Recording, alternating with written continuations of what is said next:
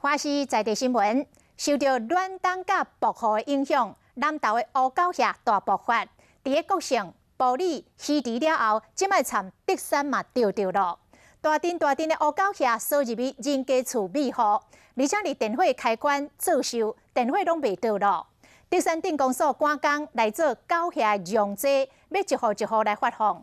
讲这个狗蟹养济，乡亲嘛通啊家己做，用冰洗、糖、水。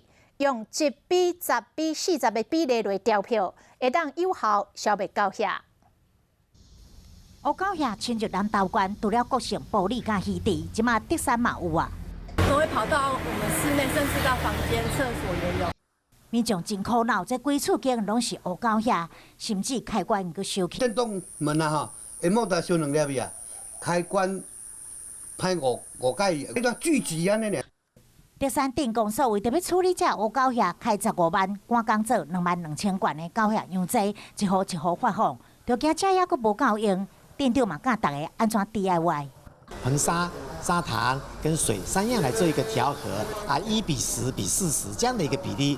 用冰洗甲糖也阁有水，这3项物件来调配，甲放伫个狗蟹进出的路线，这工蟹都加这个毒力带当去收的所在，毒死蟹后。大约3礼拜内都会当完全除掉啊！